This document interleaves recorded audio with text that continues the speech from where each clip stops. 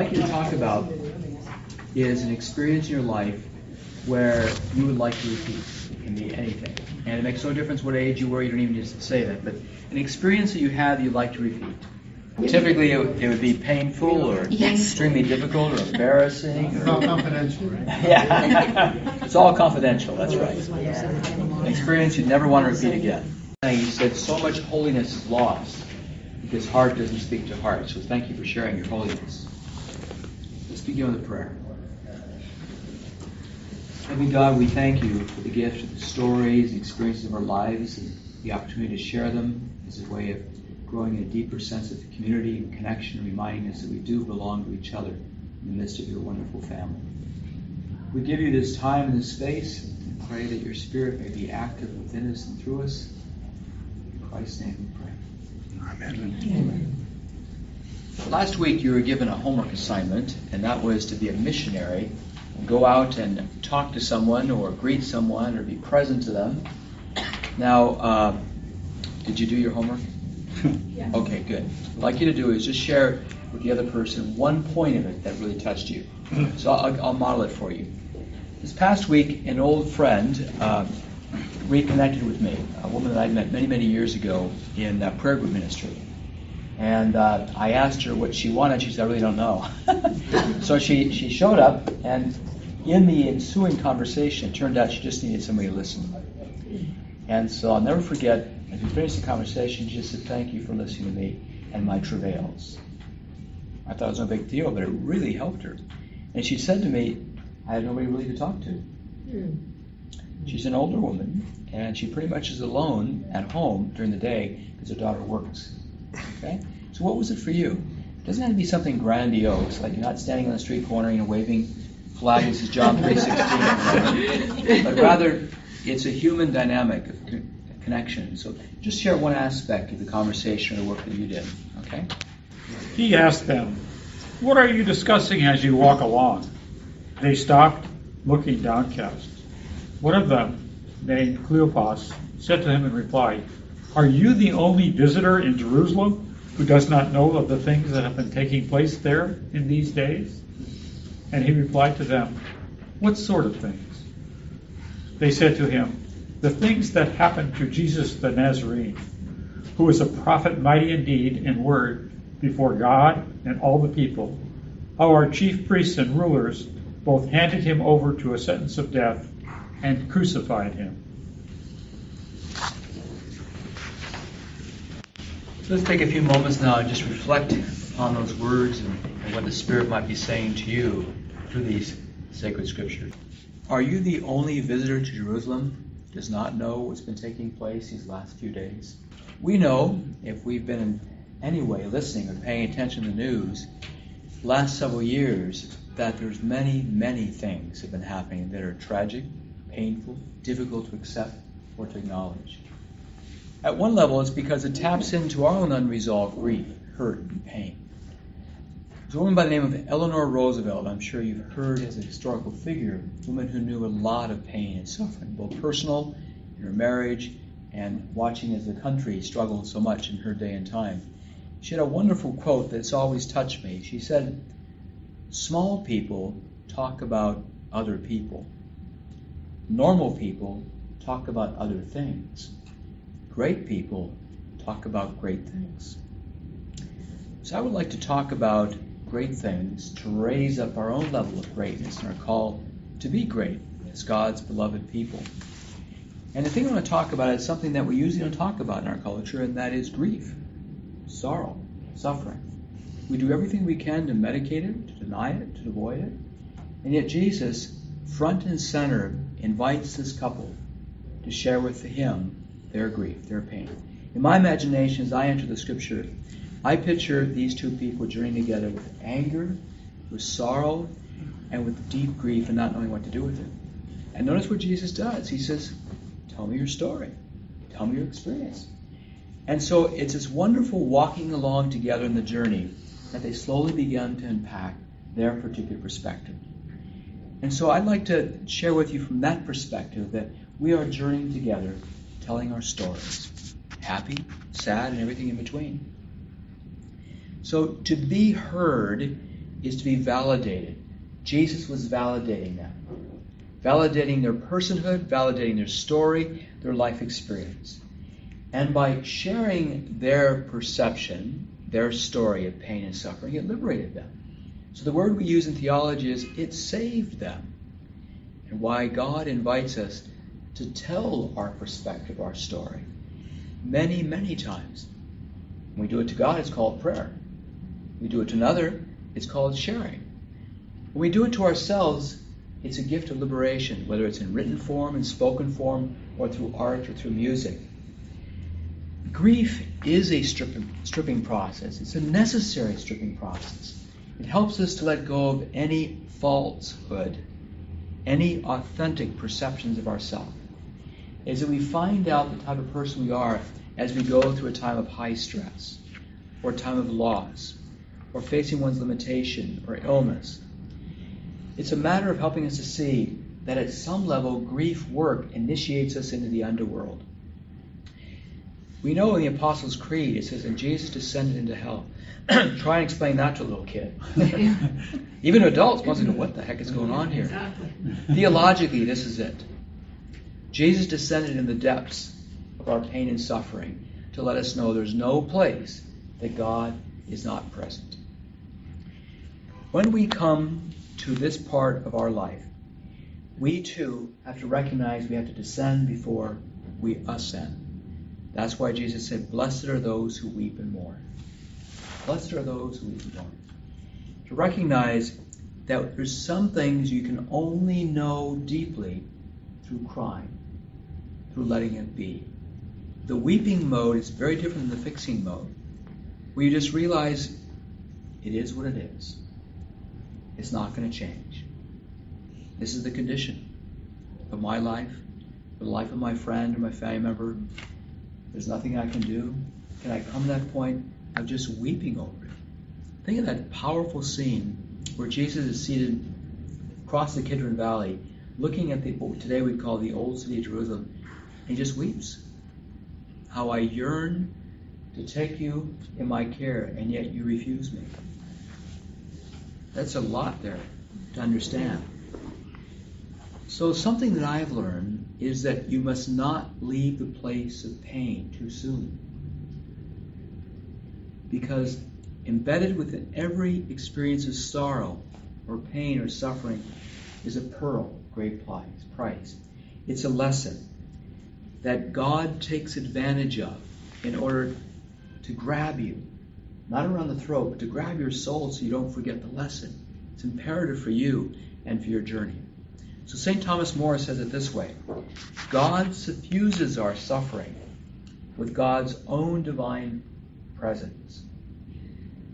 So in order for us to go through the stages of grief, the stages of sorrow, we then can find new reservoirs of life, of energy, and commitment.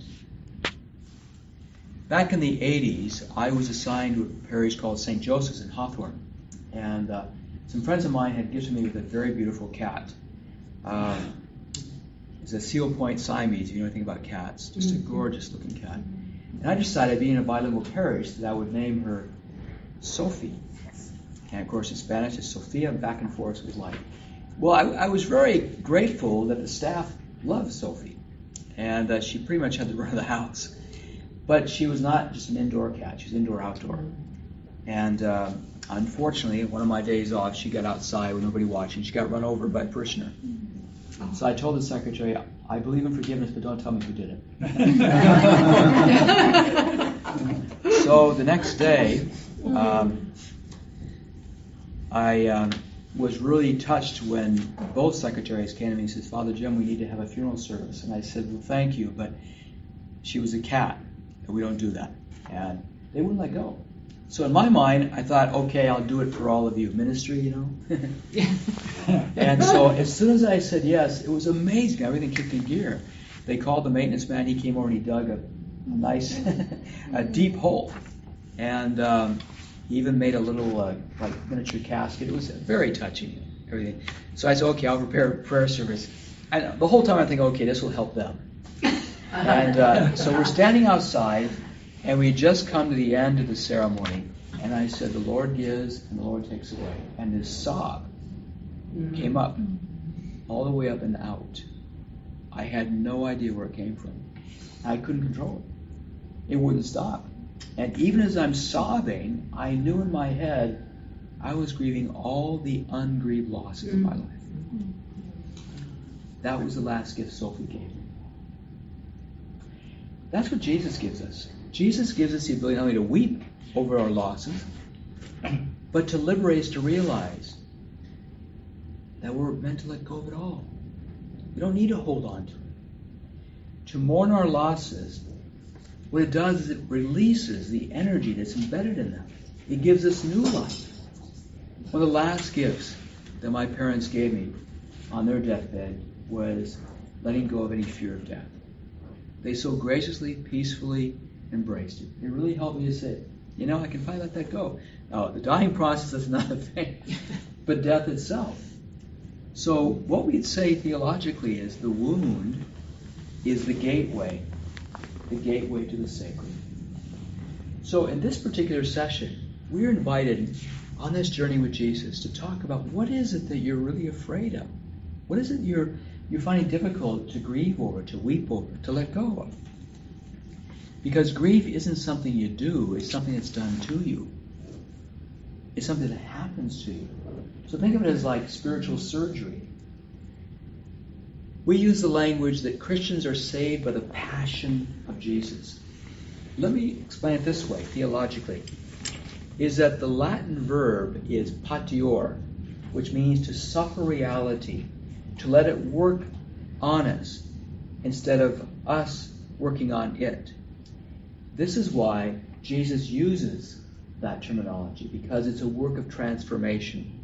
It's not a work of affirmation, certainly not a work of comfort. It's a work of transformation, and it's the sign of Jonah. It's the only sign Jesus said he would give his followers. And what was that sign?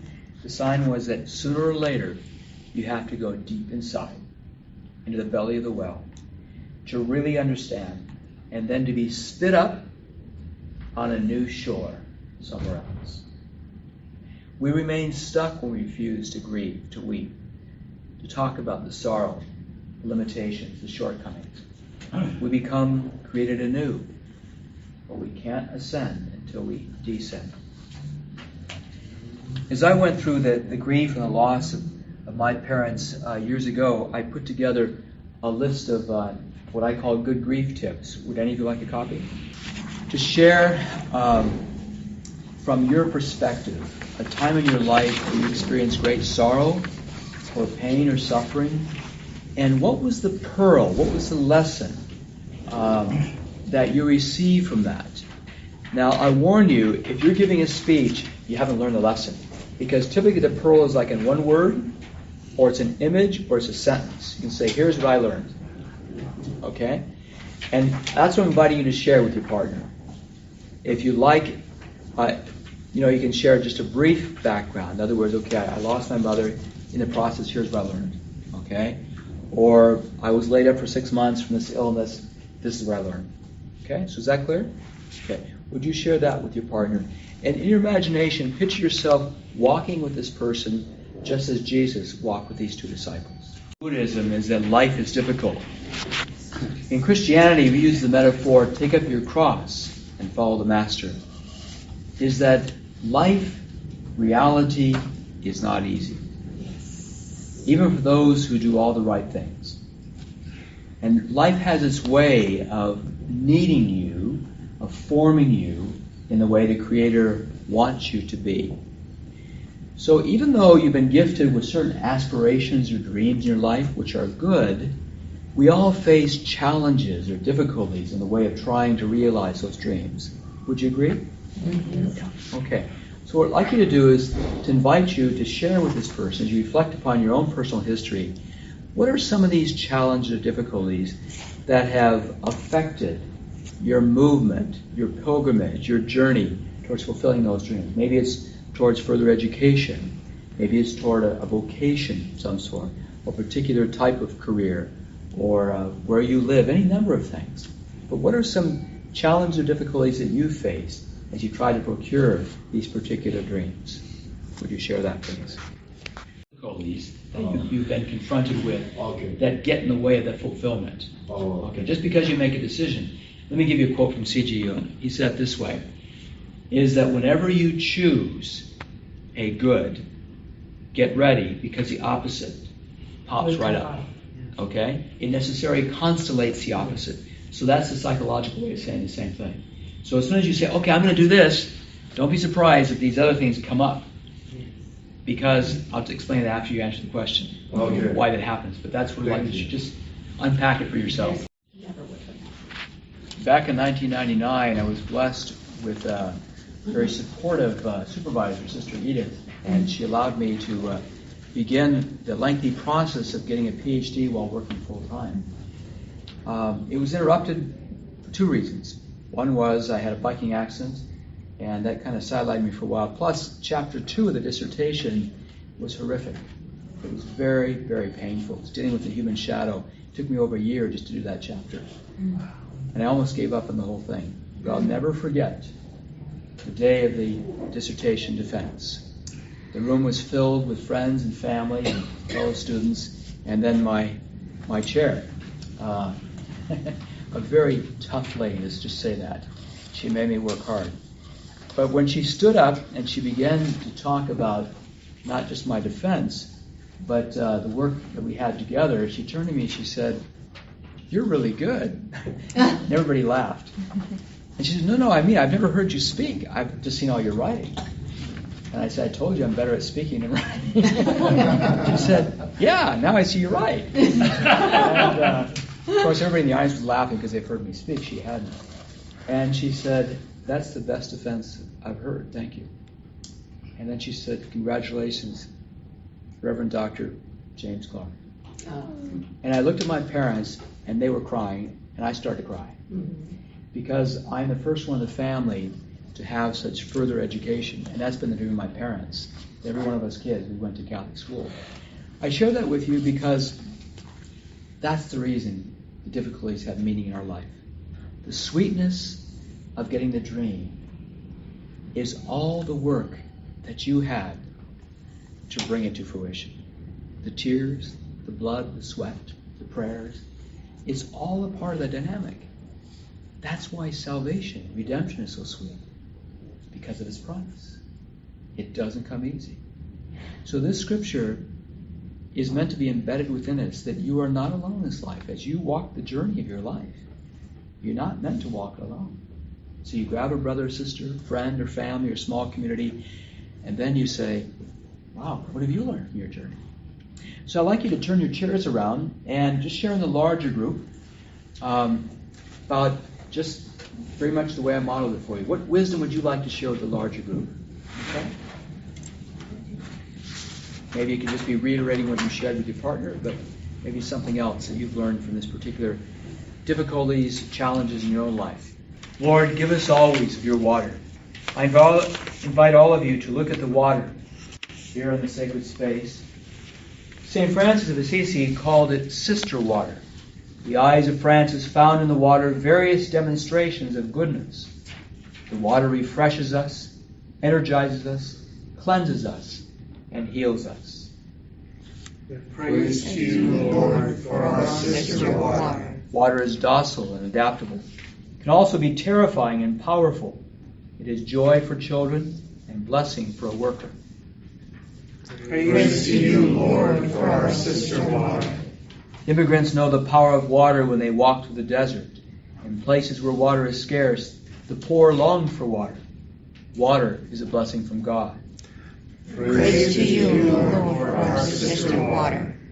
Let's keep a moment of silence now, lifting up to the Father the concern of our church about droughts in the world and the images of lands where rainfall is insufficient. The dryness of lakes, rivers, and springs should not be seen just with the eyes, but with the heart as well. Let us in silence ask for the Father's forgiveness for those moments we do not take care of creation. It is an injustice toward creation, but also toward future generations. Lord our God, you created water to nourish the earth. You have blessed the waters from the creation of the world. When your Son went into the Jordan River, you made your will known, that we listen to your Son because it is in him that the source of life is found. Embrace your children who journey, that we renew our baptismal commitment and walk on the path of life with the power of your Spirit to promote justice and peace. Amen. Amen. So during the singing of this song, we invite you to come forward in whatever way you'd like to bless yourself in this bowl of water. So if you want to dip your fingers in the traditional way, if you want to put some water all over your head, you just can't bathe in it. That's all. But help yourself, okay? Slow, deep breaths.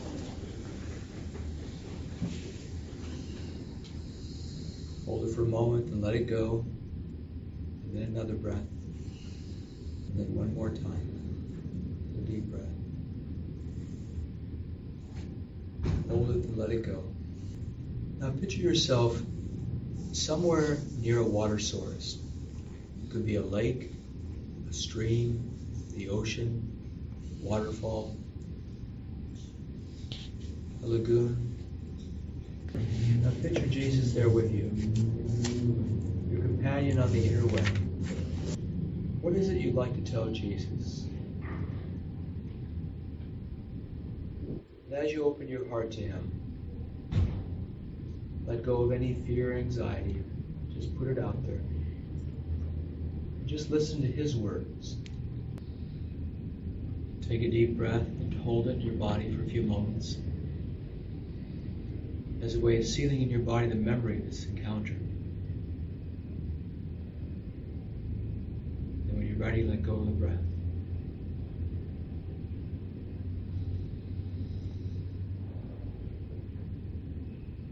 When you're ready, you can open your eyes.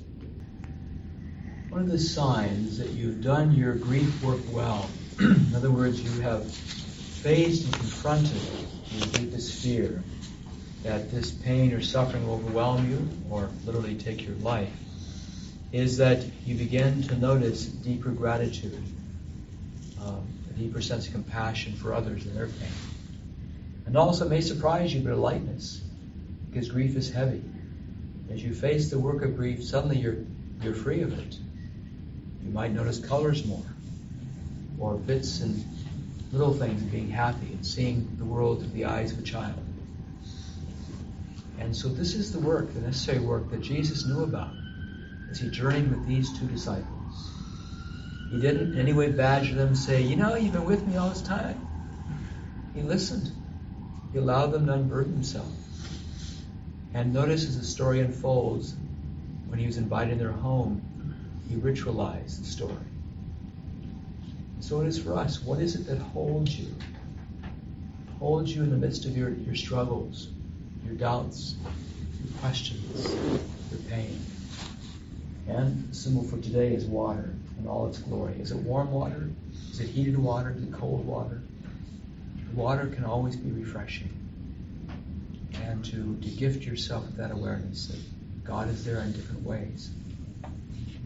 So please stand. Page 5.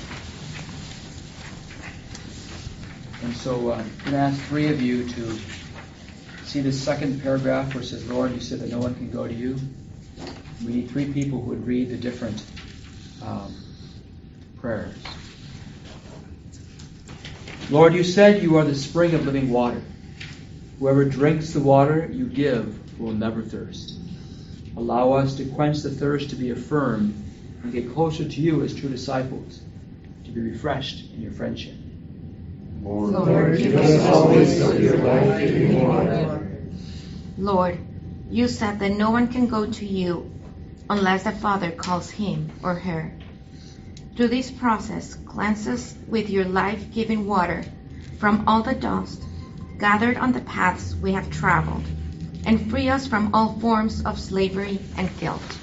Lord, give us always of your life-giving water.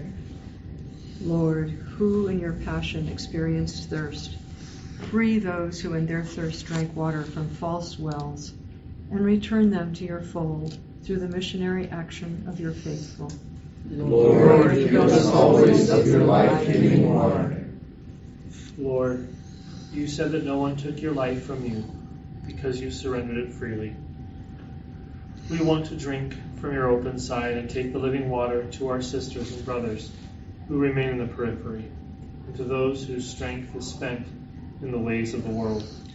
Lord, give us always of your life-giving water. We praise you, Father, who give water to your church to make the fields of your reign fruitful. We thank you for making us one in Christ through baptism and renewing the opportunities for us to return to true life. Lord, send your life-giving waters to our homes, where you call us to be missionaries. The seeds we plant in your name may grow into an abundant harvest in our children, our families, our communities, our workplace, and in all of creation, through Christ our Lord. Amen. Let's go ahead now and sing our final song. Collectively, results with sending forth, the missioning to reach out to others, whether it's family, friends, neighbors, co-workers. So between now and the next gathering on Wednesday, again, we're going to send you out on another mission. And so if you turn to page, at least for me, it's page 6. Yeah, page 6. Okay. So what I'd like you to do is just take a quick read of that. And then we're going to do something that's a bit challenging. You go back to your partner, and together you're going to decide what you're going to do. So he or she is going to keep you honest. So, okay, I'm going to do this between now and that week. Otherwise, you say, yeah, I'll do my best. I'll try. That never works. So this person's going to keep you honest. All right, so go ahead and read that page. Depending upon your relationship with the person, that would be the type of question you'd ask. I know this may sound strange, but you can do this while you're standing in a grocery line. Mm-hmm. What was the name of that detective in that very popular TV show? And he always pretended to be kind of stupid. Columbo, that's it. You can be a Columbo thing, So, I'm just wondering, and the question put out, you'd be surprised how strangers respond. Choose anybody you want, and just do it with one person. So go and tell your partner what you're going to do. Okay? A big thank you to Human Resources for getting the ball rolling here, and we appreciate it. Pass on the thanks, Joseph. Also, spread the word. People can come for one session or all of them. It doesn't make any difference. Just pass on the word. So, sorry, I don't have the name of the person facilitating next week. Do you remember? It's because of that. Oh, Ernesto. Okay, there you go. That's why he's here. I was he does good. You were. Get credit. So he's the expert. He's been doing this for a long time. That's right. But so pass the word, okay? So thank you. Let's offer each other a sign of peace.